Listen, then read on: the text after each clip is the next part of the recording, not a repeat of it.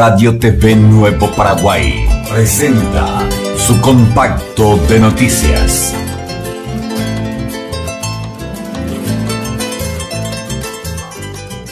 El siguiente elemento importante es que se da también esta campaña electoral en una coyuntura de persecución política ideológica.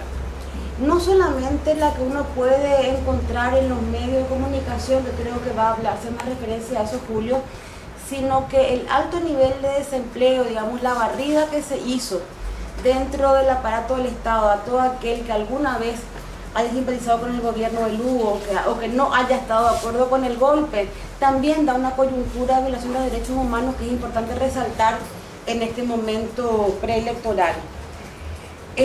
Lo tercero es en el marco de una masacre que no está esclarecida, digamos que se va confundiendo inclusive cada vez más.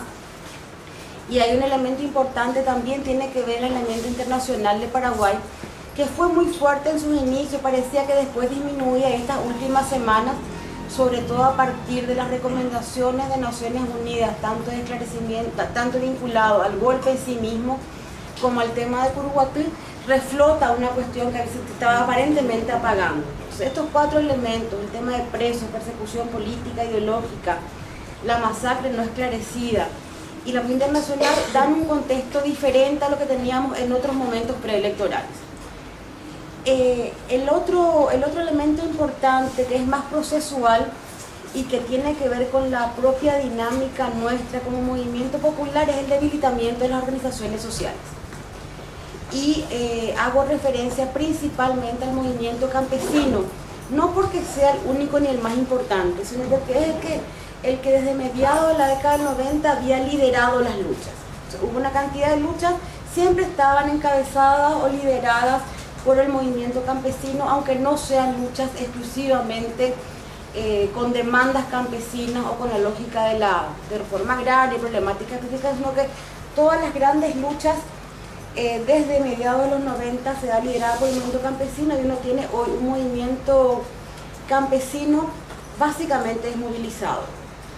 No cesan las luchas, digamos, uno puede seguir viendo ocupaciones en diferentes lugares, acciones importantes en diferentes lugares, pero ya no tienen esa conexión con los movimientos nacionales que tenían fundamentalmente en la década del 90. Justo ayer había llegado a base, recibimos circulares, llegó una circular del INDER y traje un párrafo porque realmente era muy simpático, donde el titular del INDER hace referencia a que este es el primer momento en que se hacen elecciones con un clima de tranquilidad en el campo. Es decir, hace referencia que durante la campaña para Guasmosi habían ocupaciones de tierra y de movilización, lo de Nicanor también, e inclusive que cuando Lugo asumió también había un momento de lucha campesina muy importante. Y es lo que señala diciendo, es sin embargo, hoy se desarrolla el proceso electoral en un clima de tranquilidad en el campo. Están dadas las condiciones para que a partir de acá hagan lo que quieran, básicamente, ¿verdad? Llama la atención a las diferentes candidaturas de que nadie está tomando en serio el tema de la tierra. Pero el dato importante que da es que o no tienen conocimiento ellos, o realmente hay una valoración de que en el campo no está pasando nada que pueda poner en peligro el modelo actual. Y colocaría como un cuarto elemento el tema del progresismo dividido. Hay una discusión larga, habíamos hecho en algunos espacios, si llamamos izquierda o no. Yo creo que a los espacios del Frente Guazú, Puñaco, Irendá y Avanza País hay que llamarle progresismo, digamos, no hay una visibilidad de esa izquierda clásica y tampoco podríamos entrar a discutir es o no es, pero digamos, progresismo por poner alguna categoría que estamos usando bastante. Esa división del Frente Guazú, porque estos tres espacios eran parte del Frente Guazú, no se dan solamente el año pasado después del golpe según diferentes lecturas y prioridades políticas, sino que realmente era un elemento intrínseco dentro del Frente Guazú a partir de la propia heterogeneidad que tuvo en sus inicios. Entonces es como que la posición ante el golpe es casi la gota de agua en un momento de disputa electoral, de candidaturas, de posición del golpe, que termina clarificando tres proyectos electorales distintos, ¿verdad? Hubo mucha crítica social, campañas de firma, inclusive planteando la importancia de la unidad de todo el pequeño para temas electorales. Y realmente ese es un elemento importante cuando uno mira el sistema electoral paraguayo. El sistema DON tiene una serie de estrategias que beneficia siempre al que tiene mayor cantidad de votos y perjudica a las listas que van aisladas. Entonces, electoralmente sí, uno puede plantear de que fue una macana la división que se dio entre las tres fuerzas, pero si uno mira el proceso de construcción de un proyecto emancipatorio más allá de lo electoral, podríamos inclusive esperar que esa ruptura que se dio permita la construcción de un proyecto político contrahegemónico más sólido. Entonces, pudo haber sido negativa hoy la ruptura que se da, pero puede crear mejores condiciones para construir un proyecto que cuestione realmente la estructura económica y social dominante, en lugar de agotarse en disputas internas, que fue básicamente lo que ocurrió en el Frente Guazú durante los últimos meses del gobierno de Lugo. Yo colocaba esto como los 4 elementos a tener en cuenta en este escenario preelectoral, por llamarlo de alguna manera. Si vamos a lo electoral, digamos, que tiene que ver más con un poco la convocatoria de hoy, digamos, a 19 días de las elecciones, yo tenía ganas de reflexionar, mínimamente colocar algunas cuestiones que hay como ciclos de lucha en el movimiento popular paraguayo. Uno podría ver que todas las luchas que se dieron durante la dictadura de Stroessner eran más bien de acción directa y no masivas. Es decir, uno puede poner ahí desde las experiencias de experiencias armadas, como pudo haber sido el caso de la OPM, otros espacios, uno puede haber visto luchas aisladas que se dieron en los últimos años, pero era más que nada acciones cortas de pocos militantes que tenían y generaban una expectativa interesante, pero tenían la masividad que tuvieron años posteriores. A partir de los 90, sin embargo, eso que se venía dando de manera bastante clandestina por la propia coyuntura política, adquiere una masividad muy grande. Y ahí podemos, como grandes hitos, la huelga general que se había dado, la primera gran marcha campesina, ocupaciones masivas, así con una envergadura muy grande, movilizaciones de diferentes organizaciones. Estuvo marcado los 90 más que nada por acciones de masa y por acciones de movimiento popular directamente vinculado a movilizaciones, a ocupaciones de tierra, a grandes huelgas.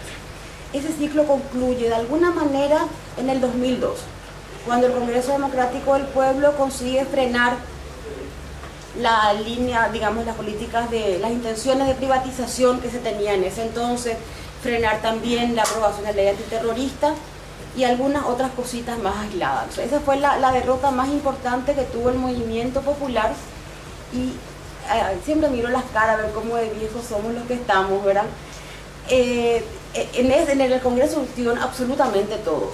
O sea, estuvo desde la Federación Nacional Campesina, estuvo el MSP, estuvo Asagrapa, o sea, todos los actores campesinos, políticos, sociales, sindicales estuvieron y fueron parte de eso. Si uno hace una lectura como que histórica, pareciera que ese fue el punto culminante de la lucha social paraguaya. Y eso coincide porque después de eso se empieza a mirar con bastante más énfasis el tema electoral. En el año 2003, la propia MSNOC se divide por diferencias político-electorales. Empiezan a surgir candidaturas políticas con un poco más fuerza de la que se habían dado en la década del 90, y pareciera que el movimiento popular en su conjunto, incluyendo organizaciones sociales y organizaciones políticas, tienden a apostar a lo electoral con mucha fuerza. Y ahí tenemos el punto de que lo electoral no es un problema en sí mismo, es decir, lo electoral teóricamente es una forma de lucha. Se convierte en un problema cuando lo electoral pareciera que es el fin en sí mismo.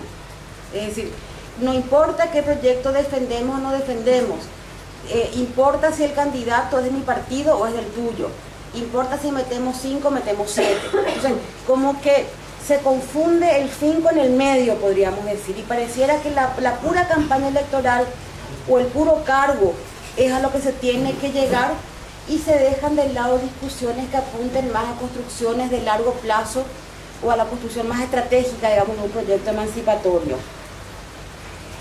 esta lógica electoral, digamos, centrada en lo electoral,